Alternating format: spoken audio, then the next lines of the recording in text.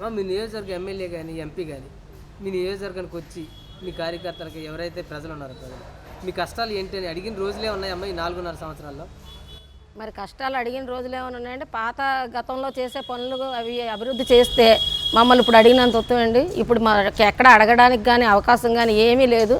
మరి ఈరోజు మేమందరం నష్టపోయి మా నాయకుడు వస్తే బాగును, ఏ నాయకుడు అయితే పనిచేస్తాడు ఆ నాయకుడు వస్తే బాగును అని చెప్పి మేము అందరం ఎదురు చూస్తున్న టైంలో నారా చంద్రబాబు నాయుడు గారు ఈరోజు మీకు నేనున్నాను అని మహాశక్తి ప్రోగ్రాం తీసుకొచ్చి మా ముందు పెట్టారు మా ఇళ్ళకి. మరి ఆ ప్రోగ్రాం చూసిన దగ్గర నుంచి కూడా మా ప్రతి ఆడవాళ్ళు కూడా మరి నారా చంద్రబాబు నాయుడు గారు ఎవరు నిలబెడితే వాళ్ళని నించోబెడితే వాళ్ళు గెలిపించుకోవాలి అని చెప్పేసి మేము అందరం అనుకున్నామండి. మరి మా సౌత్లో అయితే మటుకు ఈరోజు గంటి బాబ్జీ గారిని అనుకుంటున్నాము. మరి బాబ్జీ గారికి కానీ టికెట్ వచ్చి బాబ్జీ గారి ఎమ్మెల్యే కానీ అయ్యుంటే మరి మేము గెలిపించుకోవడానికి మరి ఇక్కడ మా సౌత్ నియోజకవర్గంలో అందరం కూడా మరి ఆయన గెలిపించుకోవడానికి తెలుగుదేశం పార్టీ గెలిపిద్దామని మేము అందరం కూడా అనుకుంటున్నామండి. మరి 160 సీట్లు వస్తాయని మటుకు జనసేన తెలుగుదేశం పార్టీ ప్రభుత్వం ఉమ్మడిగా వెళ్తుంది కదా, ఎన్ని సీట్లు రావచ్చు అనుకుంటున్నారు? ఉమ్మడిగా వెళ్తుంది కాబట్టి నాయకుడు మరి కష్టకాలంలో వచ్చి మరి ఆ రోజు పవన్ కళ్యాణ్ నారా చంద్రబాబు గారిని అరెస్ట్ చేస్తే నేనున్నానని చెప్పి మరి భుజం తట్టి ఈరోజు ముందుకు వచ్చిన మరి ఆయన మాకందరికి కూడా మరి చాలా అభిమానస్తుడు అయిపోయినందుకు మరి ఇద్దరూ కలిశారు కాబట్టి 160 సీట్లు తీసుకొస్తామని మేము మరి డంకాబాదంగా చెప్పగలుస్తున్నాం. అంటే ఆంధ్రప్రదేశ్ అభివృద్ధికి జగన్మోహన్ రెడ్డి అయితే ఉపయోగపడతాడా లేకపోతే చంద్రబాబు నాయుడు ఉపయోగపడతాడా? ఏం చెప్తారమ్మా ఈ 4.5 సంవత్సరాల్లో విధ్వంసం సృష్టించినట్టుగా ఆంధ్రప్రదేశ్ అంటే 20 సంవత్సరాలు వెనక్కిపోయింది అభివృద్ధి. ఎవరో ఉపయోగపడ ఈ రోజుకి ఈ విశాఖపట్నం ఇంకాస్త కోస్త ఎలాగ ఉందంటే ఆ రోజు నారా చంద్రబాబు నాయుడు చేసిన అభివృద్ధి. మరి ఈరోజు 4 సంవత్సరాలన్నర జరుగుతుంది అంటే మరి ఏం చేశాడంటే కరోనా తీసుకొచ్చాడు, అన్నా క్యాంటీన్లు తీసుకువెళ్ళిపోయాడు, మరి రోడ్లు తీసుకెళ్ళిపోయాడు, మరి చదువుకున్న పిల్లలకి ఫీజులు లేవు. అలాగే మరి భారీ ఎత్తున మరి పిల్లలు మరి విదేశాలు వెళ్ళి చదువుకోవడానికి వచ్చిన డబ్బులు కూడా ఇవ్వకుండా చేశాడు. అన్నీ నష్టం చేశాడు. ఎందుకంటే జగన్మోహన్ రెడ్డి రాజకీయం తెలియలేని ఒక వ్యక్తిగా నిలబడిపోయాడు తప్ప రాజకీయం తెలిసి ఎవరికైనా న్యాయం చేసిన వ్యక్తిగా అయితే లేడు. మళ్ళీ అలాంటి వ్యక్తి రాకూడదని అందరం కోరుకుంటున్నాం, రారు కూడా. అంటే జగన్మోహన్ రెడ్డి ఏదైతే పాదయాత్రలో 700కు పైగా హామీలు ఇచ్చి ఏ హామీలు నెరవేర్చడమ్మా? హామీలు అంటే ఎక్కడ నెరవేర్చింది ఏం కనబడలేదండి. ఇప్పుడే బీసీ సదస్సు అయింది మాకు. మరి అందులో కూడా మేము అనుకుని అవ్వేనండి. ఎక్కడండి ఏటీ అవ్వలేదండి. మహిళలకి అనకూడదు కానీ చంద్రబాబు నాయుడు ఉండేటప్పుడు ఒంటరి మహిళలు కానీ ఏవో పెట్టారు, అది కూడా తీసేశారు. అలాగే పెన్షన్లు తీసేశారు. ఏ కార్యక్రమాల్లో కూడా మనిషికి పనికొచ్చేదంటూ ఏది జరగలేదండి. ఆయన వచ్చి రోజక్క భజన చేయడం, మరి ఇప్పుడు మాకు ఎక్కడ కొండలు ఉన్నాయా, ఎక్కడ స్థలాలు ఉన్నాయా, ఎక్కడ కాలువలు ఉన్నాయా, ఎక్కడ ఏమున్నాయో అవి తీసుకొని ఆయన దాచుకోవడం తప్ప మరి ఇంకెక్కడ మంచి పనులు చేయలేదు. అలాంటి వ్యక్తి ఉన్నా ఒకటే పోయినా ఒకటే. నారా చంద్రబాబు నాయకత్వం కావాలి, లోకేష్ గారి నాయకత్వం కావాలి. మేమంటూ అనితా మేడం మహిళల కింద 3 మంది వచ్చారు. అలాగే మాకు మంచి పేరు రావాలని మేము కోరుకుంటున్నాం. మీ పిల్లలు ఇంటర్మీడియట్ మరియు ఎంసెట్ చదువుతూ సబ్జెక్ట్స్ లో కన్ఫ్యూజ్ అవుతున్నారా? కాన్ఫిడెన్స్ లెవెల్ తక్కువగా ఉందా? రిపీటెడ్ మిస్టేక్స్ చేస్తున్నారా? అయితే మీకోసమే ఉంది రైజ్ యాప్.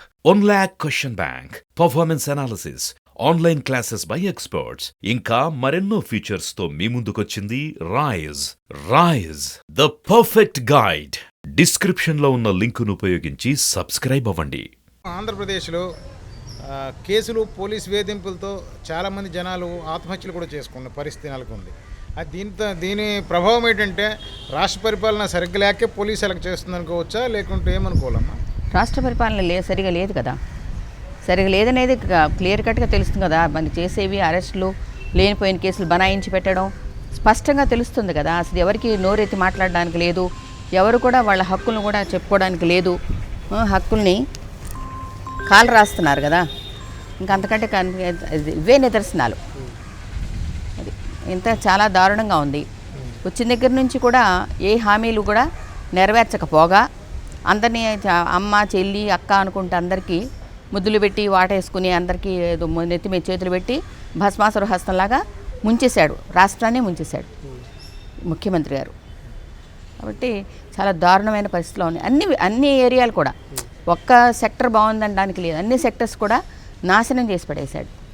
కాబట్టి ఏంటంటే ఇప్పుడు ఇంకో మరి చంద్రబాబు గారు తప్పితే ఈ జనసేన చంద్రబాబు గారు కలిసిన అందరూ కలిసి రావాలి. ఎందుకంటే ఇప్పుడు రాష్ట్రం ముఖ్యం, మనకి రాష్ట్రం ముఖ్యం. కాబట్టి రాష్ట్రం కోసం అందరూ కలిసి చేస్తే తప్పితే ఇలాంటి అరాచక రాక్షసుల పాలన నుంచి మనం బయటపడలేని పరిస్థితి వచ్చింది.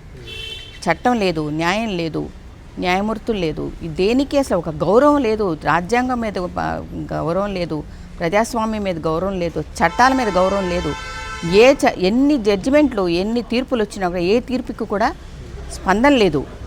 ఆయన ముఖ్యమంత్రి గారే తానే కోర్టులకు ఆయన అటెండ్ అవ్వకుండా అంటే జనాలకి ఏంటి ఆయన మెసేజ్ ఇస్తున్నారండి?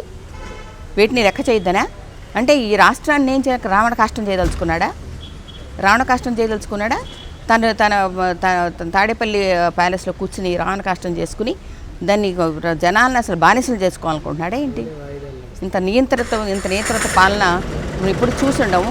మన ప్రజాస్వామ్యం వచ్చిన తర్వాత మన స్వాతంత్రం వచ్చిన తర్వాత ఇంతవరకు మనం ఇలాంటి దారుణమైన పరిపాలన మన భారతదేశంలో కాదు ప్రపంచంలో కూడా ఉండదు. అప్పుడెప్పుడో హిట్లర్ ఏదో ఉన్నాడు అనుకుంటున్నాం కానీ ఇంకా ప్రపంచంలో కూడా ఉండదు ఇప్పటికీ. అంత దారుణంగా ఉంది. మీ ఎంపీ ఎవరమ్మా? మీ ఈస్ట్ నియోజకవర్గం మీది. మీ ఎంపీ ఎవరు? ఎంవి సత్యనారాయణ.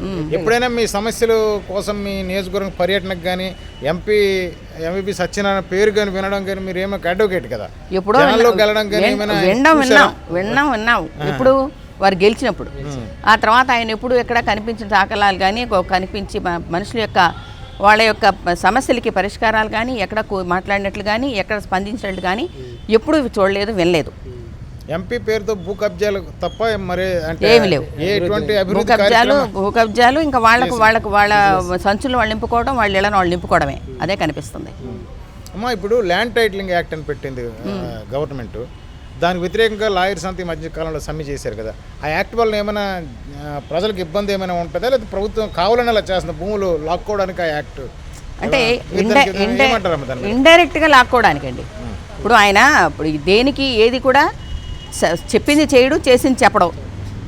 కాబట్టి ఏంటంటే చట్టం తీసుకొచ్చి చట్టం పరిధిలోకి అంటే అమాయకులను అందరినీ లాక్కెళ్ళిపోయి భయపెట్టి బాధ పెట్టేస్తే ఈ చట్టం పెట్టేసుకుని రేపు ఇప్పుడు నా తల్లిదండ్రులు ఆస్తి ఇచ్చారనుకోండి, నా తల్లిదండ్రుల పేరు ఉండాలి, నా పేరు ఉండాలి, అంతేకాని వాళ్ళ చేతుల్లో ఆ పుస్తకాలు ఉండడం, వాళ్ళ చేతుల్లో డాక్యుమెంట్ ఉండడం అనేది కరెక్ట్ కాదు. ఇంకా పైగా ఏంటంటే ఎక్కడో వాళ్ళది రేపు లోన్లు తీసుకోవాలని ఎంఆర్ఓలది వీళ్ళ పర్మిషన్లు వాళ్ళ పర్మిషన్లు తీసుకోవాలి. లేదు, అసలు వాళ్ళకి ఏం చేస్తారో కూడా మనకు తెలియదు. ఇప్పుడు చేసినవన్నీ తాకట్టు పెట్టినవన్నీ ఎవరికైనా చెప్పారండి? ఒక్కసారైనా సరే మన ఈ సమావేశాలు జరిగాయండి, అఖిల పార్టీ సమావేశాలు జరిగేది చేస్తున్నానని ఒకసారి చెప్పాడండి. కాబట్టి అఖిలపక్ష సమావేశాలు ఏం జరగలేదు ఇంతవరకు. కాబట్టి ఏంటంటే ఇలాంటివి దారుణాలు చేయడానికే ఇదొక పునాది వేసుకుంటున్నాడు. కాబట్టి లాయర్లకి ముందు 500 చిల్లర సివిల్ కోర్టు ఉంటేనే దిక్కులేదండి. ఒక 20 ముగ్గురిని పెట్టేసి నేను అది చేసేస్తారు, వాళ్ళు చేసేస్తారు, ఏమి తెలియని వాళ్ళు. మరి వారికే తెలియదు చట్టం, వారికి ఓనమాలై రావు, ఓనమాల రాని ముఖ్యమంత్రిని పెట్టుకున్నాము, మాట్లాడడం రాదు, తా అంటే తూ లేదు, తూ అంటే తాలేదు, అలాంటి వాళ్ళని పెట్టుకున్నాము. ఏదో ఏనాడో పాపం చేసుకుందండి ఆంధ్ర రాష్ట్రం, ఇలాంటి రాక్షసుని నెత్తి మీద పెట్టుకుని. మరి ఇలాంటి ముఖ్యమంత్రి రానున్న ఎన్నికల్లో ఓట్లు ఏమైనా వేస్తారనుకోవచ్చా? మీరు ఒక అడ్వకేట్గా తెలుగుదేశానికి అయిపోతుండ్రా? అంటే జనసేన తెలుగుదేశం ఎలియన్స్కి, లేకుంటే వైసీపీకి మరి మద్దతు ఇస్తారమ్మా? తెలుగుదేశం జనసేన స్పష్టంగా వేస్తామండి. ఇలాంటి వాళ్ళు కావాలండి. రాష్ట్రానికి ఏం కావాలి, అభివృద్ధి ఏ మార్గంలో తేగలము, ఎలా తేగలము, ప్రజలకి మనం భద్రత ఎలా ఇవ్వగలం, రక్షణ ఎలా ఇవ్వగలం అని అవగాహన ఉన్నాళ్ళు కావాలి. రాజ్యాంగం మీద చట్టం మీద ప్రేమ ఉన్నవాడు కావాలి. ప్రజాస్వామ్యం అంటే పూర్తిగా నమ్మకం ఉన్నవాళ్ళు కావాలి. కాబట్టి వీళ్ళిద్దరూ మన తెలుగుదేశం పార్టీ, జనసేన. మరి ఉత్తరాంధ్ర అభివృద్ధి కోసం 3 రాజధానులు పెడతానను వైజాగ్ నుంచి రూలింగ్ తీసుకొస్తానని చెప్పి ప్రకటిస్తున్నాడు కదా. ఆ 3 రాజధానులు మీరు మద్దతు ఇస్తారా, స్వాగతిస్తున్నారా? ఏమంటారు అసలు రాజధానులు ఎక్కడైనా 3 ఉన్నాయండి? ఎక్కడైనా ఉంటాయండి? ఎక్కడ లేవు. ఎక్కడో పెట్టుకుని చేయాలని అంత గందరగోళం చేయడానికండి. అంటే జనాలందరినీ విడగొట్టి, జనాలందరిలోని కులమత భావాలు తీసుకొచ్చేసి వీళ్ళందరినీ విడగొట్టి అంటారుగా పాలించాలి, వాళ్ళకు జుట్లు పెట్టించేసి తన్నుకోవాలి. వాళ్ళు తన్నుకుంటేనే మనం తాడేపల్లి ప్యాలెస్లో కూర్చొని ఆనందిస్తుంటాం.